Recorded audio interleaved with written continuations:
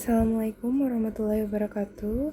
Perkenalkan, nama saya Hilda Aulianisa dengan NIM 27/2024-0042. Di sini saya akan menjelaskan mengenai TTM atau tugas mandiri 3/4, yaitu hukum bacaan mim sukun dan macam-macam idgham. Yang pertama itu ada izhar syafawi.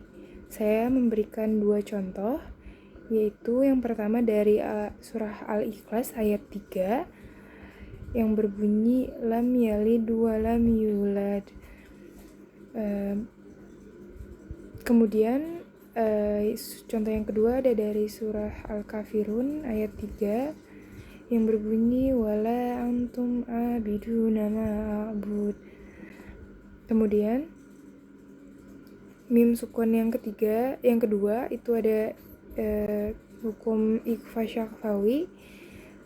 Saya memberikan 2 contoh juga, yaitu yang pertama dari surah Al-Alaq ayat 14 yang berbunyi alam ya'lam bi annallaha yara.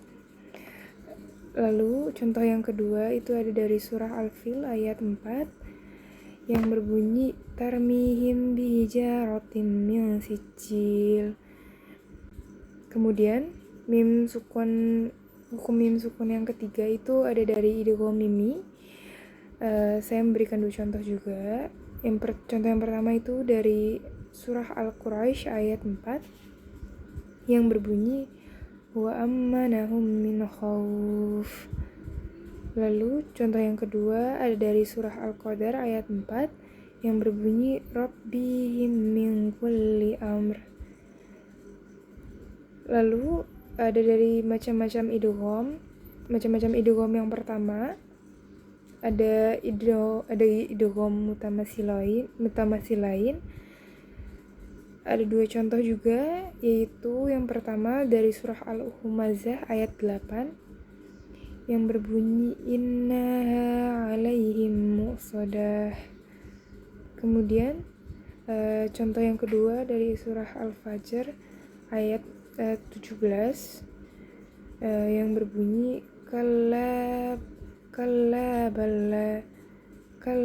balla tukrimu nal yatim. Macam idgham yang kedua ada dari idgham mutajassinain.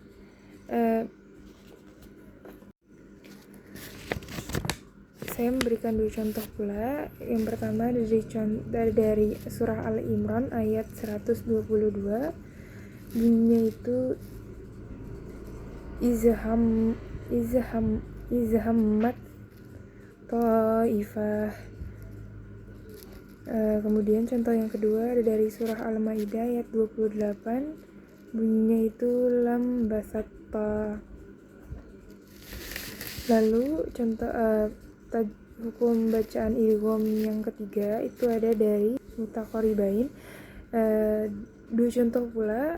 Contoh yang pertama itu ada dari surat Al-Lahab ayat 5 yang berbunyi mimmasad. Kemudian contoh yang kedua dari surah Al-Baqarah ayat 5 bunyinya itu mirrabbihim. Mungkin sekian dari penjelasan dari saya, kurang lebihnya mohon maaf. Wassalamualaikum warahmatullahi wabarakatuh.